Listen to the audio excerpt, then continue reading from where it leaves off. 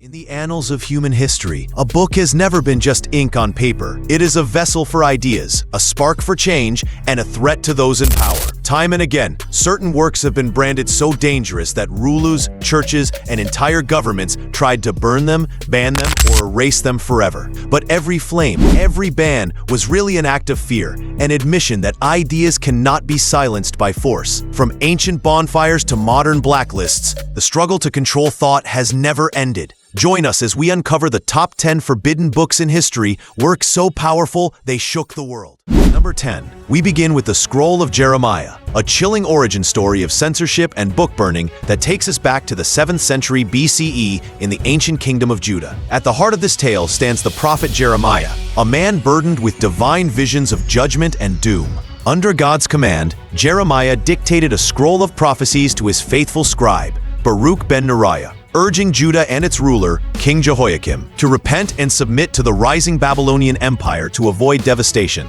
But instead of being embraced, these words of warning were met with hostility. The king, seated in his winter house, listened coldly as a servant read the scroll aloud, each word a direct challenge to his authority. What followed was one of history's most symbolic acts of defiance. Jehoiakim, unmoved by fear or reverence, sliced the scroll piece by piece with a scribe's knife and fed it into the fire before him. This brazen display was more than arrogance. It was a conscious rejection of divine authority, a declaration that uncomfortable truths could simply be burned away. Yet the message was not silenced. Jeremiah, undeterred, dictated the words again, this time with additions, proving that while the physical form of knowledge can be destroyed, the idea behind it endures beyond flames. This event is often cited as the first documented political book burning, a practice that would echo across centuries whenever rulers sought to silence opposition. What makes the Scroll of Jeremiah so significant in the history of forbidden texts is its symbolism. Knowledge is fragile when written,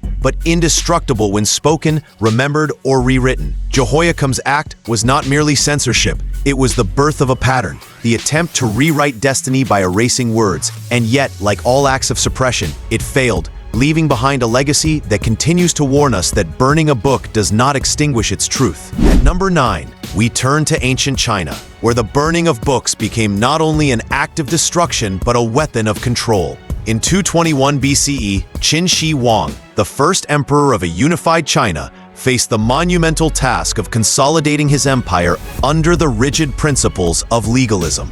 But standing in his way were the intellectual traditions of the past: Confucianism, Taoism, Moism, and countless schools of philosophy collectively remembered as the 100 schools of thought. These teachings emphasized morality, virtue, and governance principles that contradicted the emperor's demand for absolute obedience. To eliminate dissent, Qin issued a sweeping decree in 213 BCE. All writings on philosophy, history, and poetry outside of state-approved doctrine must be burned. Only practical works, such as manuals on medicine, agriculture, and divination, were spared. This moment, often remembered alongside the infamous tale of the burying of the scholars, has sparked centuries of debate. While traditional accounts describe live burials of dissenting intellectuals, modern historians suggest the term kang likely meant execution rather than literal burial. Whether buried alive or executed, the fate of these scholars highlighted the extreme lengths Qin went to in order to enforce conformity. Yet the irony lies in Qin's deeper motivation. He believed knowledge should not be destroyed, but monopolized. 2 copies of every banned work were preserved in the imperial library, hidden from the masses. But when Qin's dynasty collapsed in 207 BCE, rebels burned those very libraries, erasing a treasure trove of Chinese intellectual heritage forever. This episode demonstrates a recurring truth in the saga of censorship. Attempts to control knowledge often lead to even greater destruction when that control collapses. Qin Shi Huang's purge was not only a political move, but a chilling reminder that the war against ideas can silence generations, reshaping culture and history itself. At number 8, we enter the world of Renaissance Europe, where the invention of the printing press revolutionized the spread of ideas and provoked the Church's most ambitious attempt to silence them. Faced with the Protestant Reformation and a flood of new ideas challenging its authority,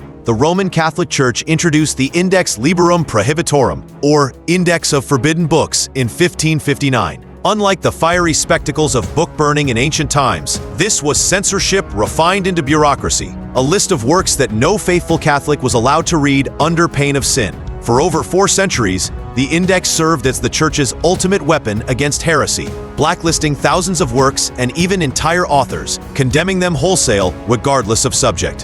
What made the Index so powerful was its scope. It did not stop at theology, but extended its reach into politics and science. Niccolò Machiavelli's The Prince was banned for its unapologetic view of power, while groundbreaking scientific works, including those of Copernicus and Galileo, were placed on the list for daring to challenge the geocentric worldview. Newtonian theories, too, were suppressed until 1835, long after science had proven their accuracy. Over time, the Index became a tool not only of spiritual control, but of intellectual policing, shaping the flow of knowledge for generations. Yet its abolition in 1966 revealed the deeper transformation of censorship. The Church declared that while the Index no longer had legal force, it still carried moral weight, shifting the responsibility from external prohibition to internalized guilt. This subtle shift illustrates how censorship evolves, not always disappearing, but adapting. From burning books in public squares to planting fear in the conscience of readers. The Index Librorum Prohibitorum is remembered as one of the longest-lasting censorship systems in history,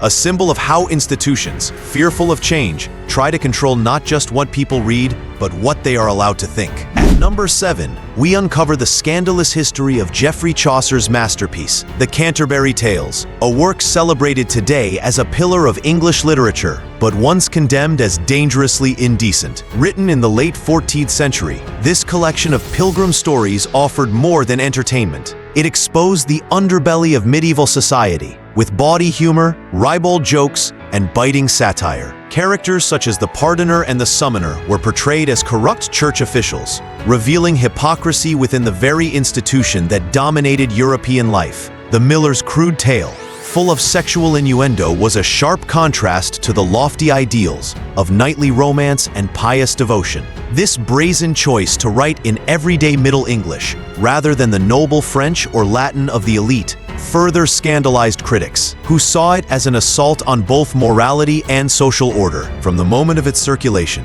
the Canterbury Tales became a lightning rod for censorship. Unlike political manifestos or theological heresies, it was targeted for what was deemed moral corruption, language considered too vulgar, sexual, or profane for decent society. Even centuries later, in the 19th century, Chaucer's work remained controversial. Under the infamous Comstock Act of 1873 in the United States, many editions were banned from the mail, and publishers continued to sanitize or omit entire passages deemed offensive. Chaucer himself seemed aware of the storm his tales might cause. In the retraction, appended at the end of the work, he apologized for any content that might offend pious readers, a striking example of self-censorship under social and religious pressure. The censorship of the Canterbury Tales highlights a recurring theme in the history of forbidden books: the struggle over decency and morality. It reminds us that censorship does not always silence political revolutions or religious debates. Sometimes it targets the very language we use to laugh, question, and reveal uncomfortable truths about human nature. At number 6, we move into 19th century America with Harriet Beecher Stowe's Uncle Tom's Cabin, one of the most politically explosive novels ever written. Published in 1852, this book directly confronted the brutal realities of slavery at a time when the institution was defended as both an economic necessity and a social norm in the South. Stowe's story forced Northern readers to see enslaved men, women, and children not as faceless property but as human beings enduring unimaginable suffering. President Abraham Lincoln famously acknowledged its impact, greeting Stowe as the little lady who made this big war. Yet the South responded with fury. The novel was immediately banned across much of the southern United States, branded as dangerous propaganda that threatened the economic foundations and racial hierarchies of slaveholding society. Critics dismissed Stowe's depictions as exaggerated, accusing her of fabricating horrors to stir abolitionist sentiment. Stowe, unwilling to yield, published The Key to Uncle Tom's Cabin in 1853, documenting the real testimonies and historical evidence that inspired her novel, proving that the atrocities were not fiction but fact. The attempt to suppress the book only amplified its reach. Instead of silencing abolitionist ideas, the Southern ban turned Uncle Tom's Cabin into a global symbol of resistance against oppression. Translated into dozens of languages and circulated internationally, it fueled anti-slavery movements in Europe as well. The suppression of Stowe's work underscores how censorship often backfires. By forbidding a book, authorities inadvertently give it greater power. More than just a novel, Uncle Tom's Cabin became a weapon of truth, exposing slavery's cruelty to the world. Its censorship is remembered as a desperate, failed attempt to smother justice, demonstrating that once an idea is unleashed, no decree can stop it from sparking revolution. At number 5, we arrive at one of the darkest chapters of the 20th century, the Nazi book burnings of 1933, where censorship reached its most terrifying and symbolic form. On May 10th of that year, just months after Adolf Hitler's rise to power, pro-Nazi university students staged orchestrated bonfires across more than 20 German cities. Tens of thousands of books were hurled into the flames, while crowds chanted fire oaths, pledging loyalty to the new regime. These were not random acts of destruction. They were carefully choreographed spectacles of ideological purification. Among the primary targets was Karl Marx's Communist Manifesto, a foundational text of socialism and class struggle. To the Nazis, Marx's work represented everything they despised: a rival ideology that championed the oppressed and undermined their vision of racial hierarchy. But the flames did not stop with Marx. Works by Jewish scientists such as Albert Einstein, psychoanalyst Sigmund Freud, pacifist authors like Erich Maria Remarque, and even literary giants like Ernest Hemingway were condemned as un-German. The burnings carried an ominous symbolism. Nearly a century earlier, the German writer Heinrich Heine had warned, "Where they burn books, they will also ultimately burn people." His words proved chillingly prophetic. The destruction of ideas was soon followed by the persecution and eventual extermination of the people who embodied them. The Nazi book burnings were more than censorship. They were a rehearsal for genocide, a visible attempt to erase entire traditions of thought, art, and identity. By turning universities and city squares into theaters of destruction, the Nazis weaponized censorship as propaganda, using fire to terrify dissenters and glorify conformity. Today, the image of those bonfires remains one of history's most haunting reminders. Censorship is never just about books. It is about erasing humanity itself. At number 4, we witness a different battlefield for censorship. Not in bonfires or palaces, but in courtrooms, with James Joyce's groundbreaking novel Ulysses. Published in 1922, Ulysses was hailed as a revolution in modernist literature, but its experimental form and unflinching portrayal of sexuality brought it under immediate attack. Both the United States and England branded it obscene, targeting its candid descriptions of intimacy and its occasional profanity. The censorship battle began in 1921, when excerpts were serialized in the magazine The Little Review. That year, the editors were tried and convicted of obscenity, and the U.S. Post Office confiscated and burned copies, judging the book by its most offensive passages under laws that treated works as corrupting if they could affect even the most impressionable child. For years, the novel remained contraband, smuggled among readers who recognized its brilliance. The turning point came in 1933 with the landmark case, United States versus one book called Ulysses. Judge John M. Woolsey delivered a decision that transformed obscenity law. A book must be judged as a whole, not in fragments. In his opinion, Woolsey admitted Joyce's language might be emetic, but declared that nowhere did it arouse lust or encourage immorality. His ruling opened the floodgates for literary freedom, setting a precedent that protected controversial works in the decades to come. This victory not only secured Joyce's place as a literary giant, but also reshaped cultural law in America, affirming that challenging, uncomfortable, even shocking art deserves protection. Ulysses stands as proof that courtrooms, just as much as bonfires, can determine the fate of forbidden books, and sometimes the law can be the weapon that finally liberates them. At number 3, censorship takes the form of corporate suppression with John Steinbeck's The Grapes of Wrath, published in 1939. Unlike Joyce's legal battles over morality, Steinbeck's work ignited outrage because of its economic implications. The novel exposed the brutal exploitation faced by Dust Bowl migrants in California, who traveled west only to find themselves trapped in cycles of poverty and abuse at the hands of powerful landowners. While readers embraced the story, the Associated Farmers of California, a powerful corporate lobby, saw it as a direct threat to their image and influence. Their campaign against the book was aggressive and theatrical. In perhaps the most infamous example, a farm worker named Clell Pruitt, acting under pressure from his employers, was photographed burning a copy of the novel while Associated Farmers representatives looked on. The haunting irony was that Pruitt himself had never read the book. He acted solely on the propaganda fed to him by those whose interests it challenged. This chilling image became a symbol of how the powerful manipulate the very people they oppress to silence dissent. But as with so many banned books, the attempt to suppress the grapes of wrath only amplified its message. Public book burnings and bans brought attention to the plight of the migrants, fiction, sparking outrage and national debate. In defiance, the American Library Association issued the Library Bill of Rights, affirming access to information regardless of ideology or corporate disapproval. What the Associated Farmers hoped to bury, Steinbeck's prose brought to life for generations. The failed censorship of the grapes of wrath is a striking lesson. Economic power can attempt to silence literature, but when that suppression becomes visible, it often magnifies the very truths it seeks to erase. Number 2, the stage shifts to Britain with D.H. Lawrence's notorious novel, Lady Chatterley's Lover, published privately in 1928, but suppressed for decades. More than any book before it, Lawrence's work embodied the cultural clash between class, morality, and sexuality. The story, detailing a passionate affair between an aristocratic woman and her working-class gamekeeper, was revolutionary, not only for its explicit depictions of intimacy, but for its raw language and unapologetic focus on female desire. The book was banned in multiple countries, including the United States, for over 30 years. The true showdown came in 1960, when Penguin Books sought to publish an inexpensive paperback edition in the UK, making the novel accessible to the general public.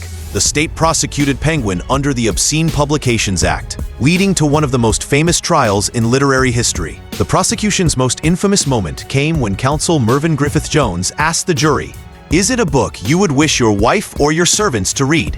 The question, meant to reinforce class and moral boundaries, instead exposed the deep generational and cultural divide in Britain. The jury laughed, and Penguin was acquitted.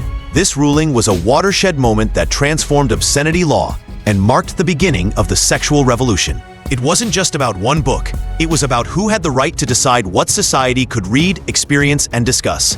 Lawrence's novel became a symbol of liberation, challenging not only censorship, but entrenched social hierarchies. The trial of Lady Chatterley's Lover proved that censorship can crumble when society itself evolves beyond the narrow values of its censors. Finally, at number 1, we confront the most explosive modern case of censorship, Salman Rushdie's The Satanic Verses, published in 1988. Unlike earlier cases of book burning or courtroom bans, this novel unleashed global consequences that blurred the line between literature, politics, and life-or-death conflict. Written in the style of magical realism, the Satanic Verses explored themes of migration, identity, and religion through dream sequences and allegory. But to many Muslims, sections of the book were perceived as blasphemous, sparking outrage across the Islamic world. Governments in countries like India, Pakistan, and South Africa immediately banned it, while protests and book burnings erupted even in the UK. The controversy escalated dramatically in February 1989, when Iran's supreme leader, Ayatollah Ruhollah Khomeini, issued a fatwa, a religious edict calling for Rushdie's assassination and for violence against anyone involved in publishing or translating the book. This decree transformed censorship into terrorism, turning a novel into the center of a deadly international crisis. The consequences were devastating. Rushdie went into hiding for years under government protection. His Japanese translator, Hitoshi Igarashi, was murdered, and his Italian and Norwegian publishers were brutally attacked. Even decades later, the danger persisted, most recently in 2022, when Rushdie himself was stabbed on stage in New York. The fatwa remains a grim reminder that censorship, once declared, can outlive generations. The Satanic Verses controversy shows how the suppression of a book can escalate from banning words to endangering lives, proving that in the modern age, freedom of expression is still contested on a global scale. It is the ultimate testament to the enduring power and peril of forbidden books. From the scroll of Jeremiah to the modern threat against Salman Rushdie, history has shown that censorship is always born of fear, the fear of ideas too powerful to be controlled. Yet every ban, every burning has only proved one truth: you can destroy the paper, but never the idea. Words rise from the ashes, stronger than before, carrying truths that outlive empires. These forbidden books are not tales of suppression, but testaments to the indestructible power of the written word. If you enjoyed this journey, don't forget to like, comment, and subscribe for more fascinating stories from history. Thanks for watching.